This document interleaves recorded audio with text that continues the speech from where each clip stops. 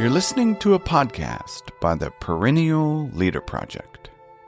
And maybe that's a good transition to kind of a more difficult topic. I sometimes get a little uncomfortable talking about Stoic God. Yeah, but, I as well. Yeah, and we've spoke about it a number of times. I want to say, and you've kind of educated me a bit here. But this is day 65. If anybody wants to go back through it, and it actually includes passages from many different Stoics, just to kind of show the consistent theme here. But the initial passage comes from another one of Seneca's letters. He says, "We do not need to uplift our hands towards heaven or to beg the keeper of a temple to let us approach his idol's ear, as if in this way our prayers were more likely to be heard. God is near you. He is with you. He is within you. This is what I mean, Lucilius. A Holy Spirit indwells within us, one who marks our good and bad deeds and is our guardian. As we treat this Spirit, so are we treated by it. Indeed, no man can be good without the help of God. Can one rise superior to fortune unless God helps him to rise?" And the title of this letter is On the God Within Us. But yeah, what comes up around that one, man? I mean, if you didn't tell me it was Seneca, I think it was a Christian writer. And this is what you and I have spoken about quite a few times, that the Stoics do come off as very religious in many aspects. And I think I know that a lot of modern Stoics don't give that part of Stoicism enough credit. And it's one thing to say in this day and age, that's maybe the quote modern Stoics don't need to believe in a deity. But when you look back historically, a lot of the Stoics did. And I think it's a case of, Stoicism meets you where you are as a society. And at the time, in Marcus Aurelius' days, Seneca's days, there were gods, and they did believe in gods. And so Stoicism was kind of a complement to that in the same way that today, maybe something like Stoicism meets us where we are in our economy, which is like we have a capitalist society, and it kind of meets you where you are. That's why it's such a powerful society. So, but the Stoics did believe fundamentally in some form of God, and there's no real debating that. There are Stoic Christians and Stoic, obviously in the Roman days, that believed in deities themselves, but there are also just the pantheistic Stoic God. And in particular, what Seneca refers to there, one of the things he says is the Holy Spirit, which is really that internal voice that you have. They would call it the daemon, which the simplest way of understanding it is it's your conscience. It's when you're at peace with yourself and you get this little voice in your head that tells you not to do something that you're about to do. That's the Holy Spirit. That's God within you, in these Stoic terms, saying, hey, maybe this isn't right. And it's really fascinating because it's, everybody knows, like, I'm sure everyone listening to this is aware of what I'm talking about. Maybe it's not 100% accurate or anything like that, but everyone knows the situation where they're doing something wrong and their conscience says, you shouldn't do this. Everybody knows that. Everybody has that experience. And then you think, well, what is that? Like, what is that? Because if it's you, why is you telling you not to do something that you're doing? Like, it seems weird. And obviously it is a part of you. But the Stoics' response to that was, no, this is like your internal daemon, your consciousness. This is your internal compass that is pointing you to right and wrong. Yeah. I don't know where to go from there a little bit. Fair enough. But it is, I've listened to a number of episodes. I've listened to some of your episodes, different podcasts. You've had people on your podcast. Is his name the guy who wrote the book Beyond the Individual. Is it Will Johncock? Yes. Yeah. Is that the name? Yeah, great book. He gets into it. Like, people that are interested in this idea, I typically point him to that book. And there's this thing in the way of synonyms, logos, nature, providence, God. These words come up often. But when you look at this particular writing, and I included in this episode a passage from Epictetus and Marcus Aurelius, and there's a similar theme in the way of, it sounds like, yes, it is a pantheistic view of God, which is this idea that God is in everything. Similar idea of God that, like, Spinoza, Einstein, many saints and mystics are kind of pantheists. But how do you make sense of this? It's like active entity. I'll just repeat one line here. One who marks our good and bad deeds and is our guardian.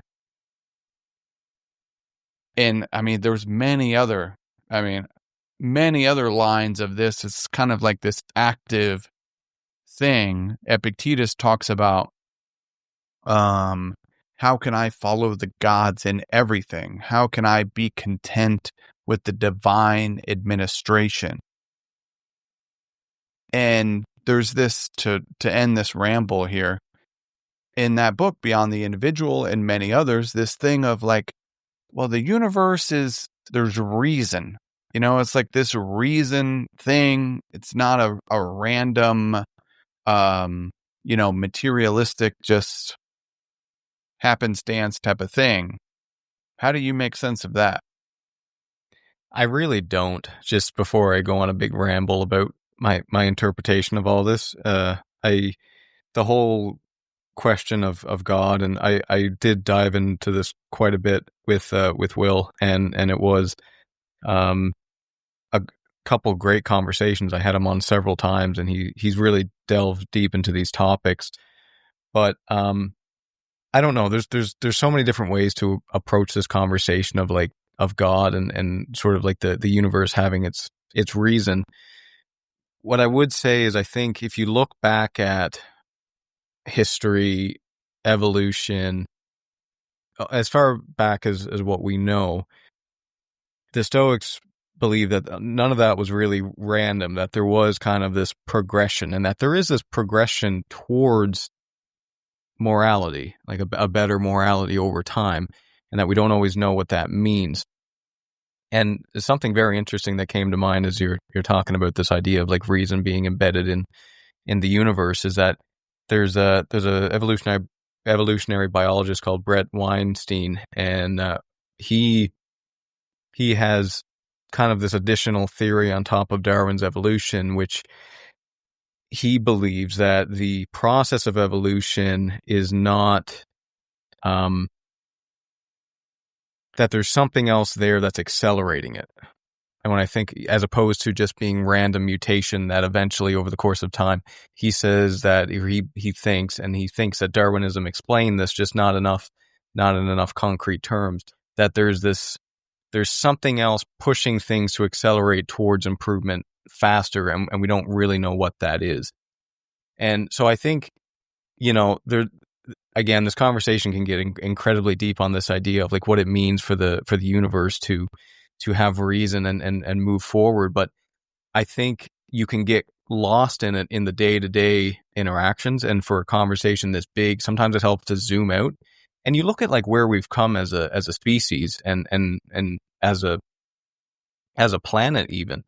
And you can look and go, well, like it's incredible how different life is now than what it was before. If you look at the statistics on murder and death and everything, life is so much better than it ever was.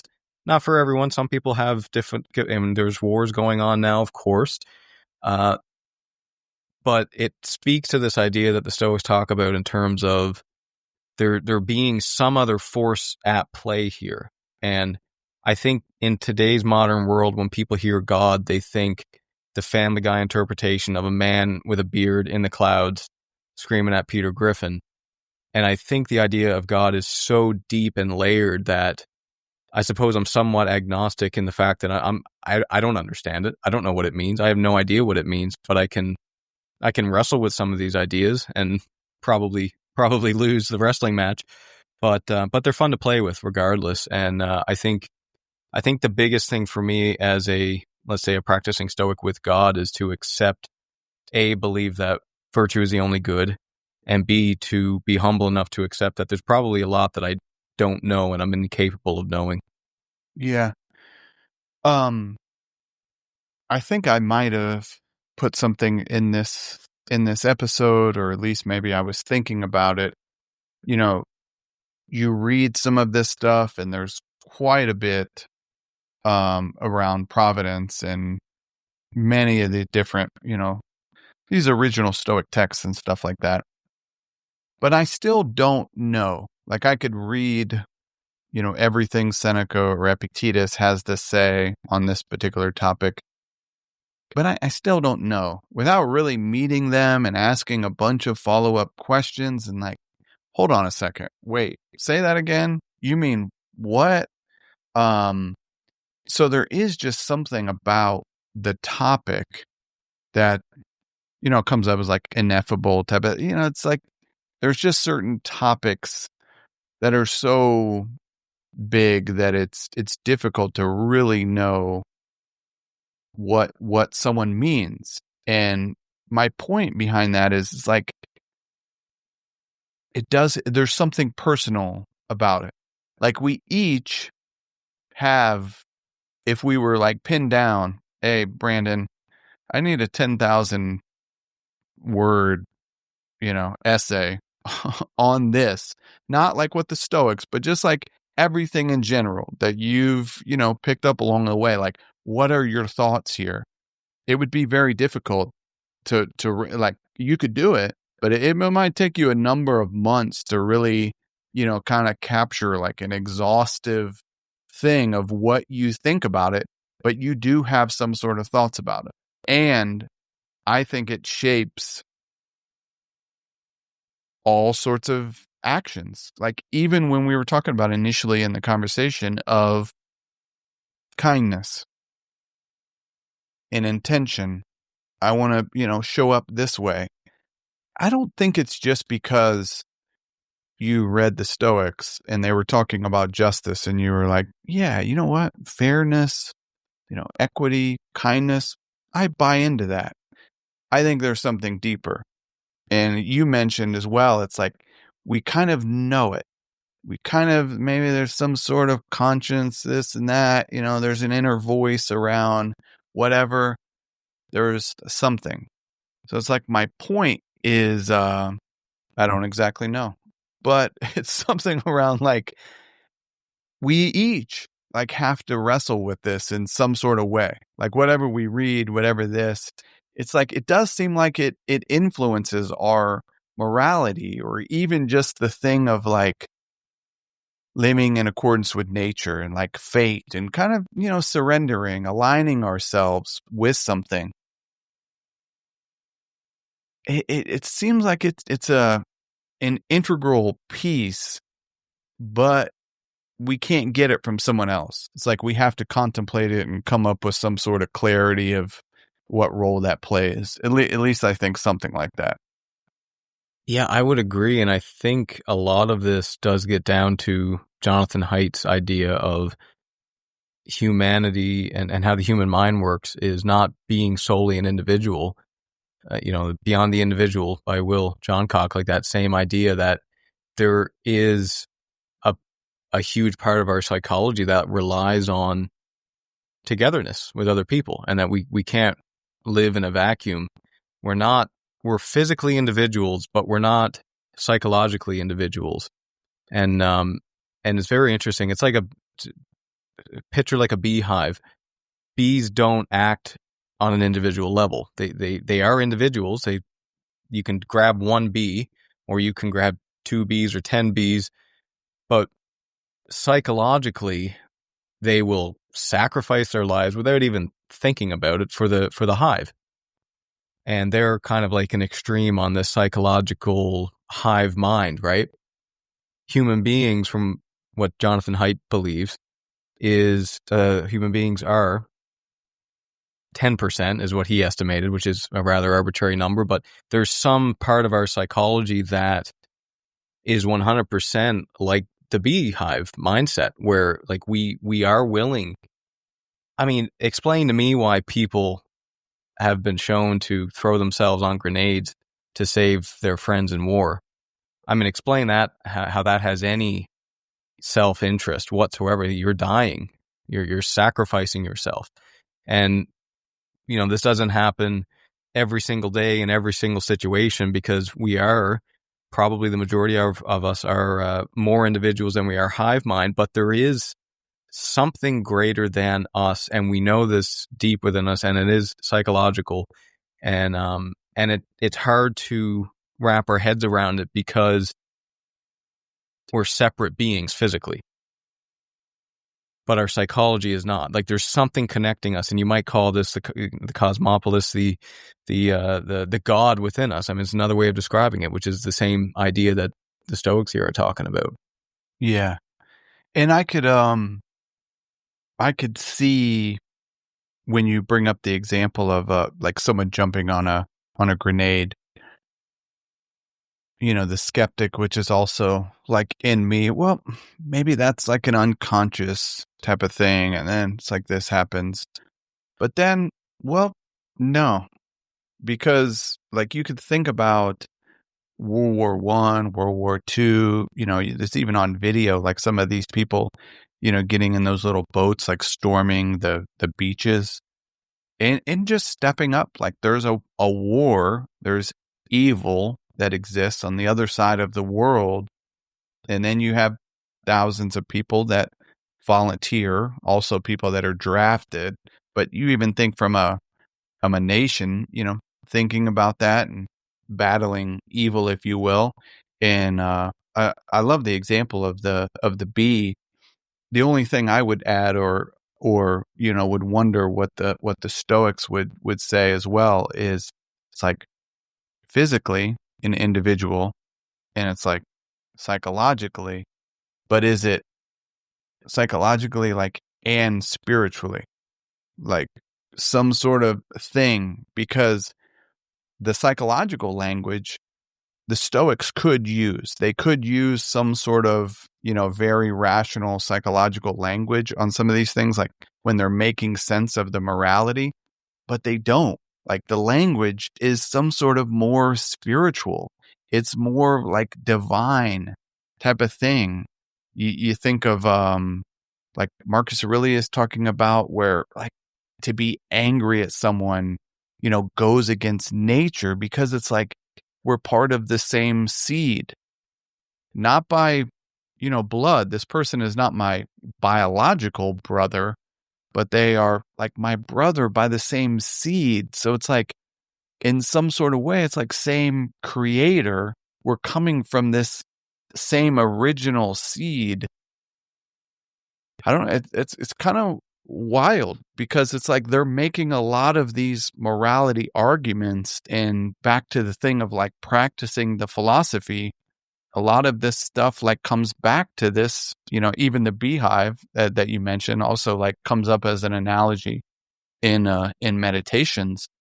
But it is interesting to think of like how important that is to go back to the like core views and beliefs about things. You know, what role that needs to play in how we like practice. Like, how do I cultivate a cosmopolitan mindset? If I had the humility to be like, you know what, I don't quite see myself as interconnected and interdependent as the Stoics are talking about. How do I cultivate that?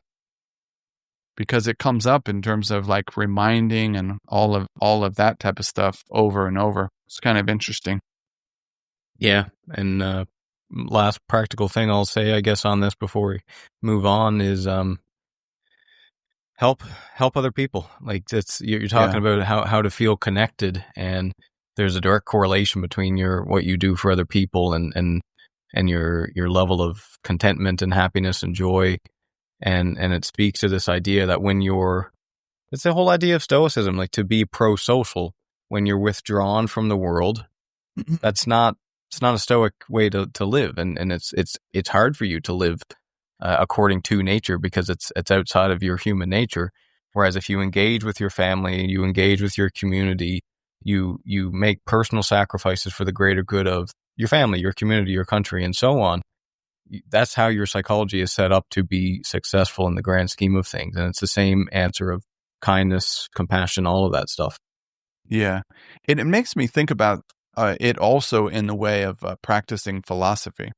It's like there could be listeners like, see if there's anybody else that's interested, in Stoicism or philosophy in general, or living well.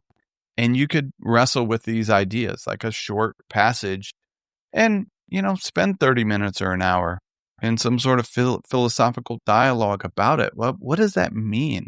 What does that actually look like in daily life? What stands in the way? It's good stuff. And I think it's what we do a lot in the way of our conversations, of like, how can we live the good life? How can we put some of these ideas and values and things that matter to us into practice? Thank you for listening to Dying Every Day, Stoicism in a Year. I hope you found something useful for daily life. If you enjoy what we're doing here and want to support the project, consider becoming a Perennial Meditations member. And finally, as always, I urge you to put what you heard into practice. Until next time, be wise and be well.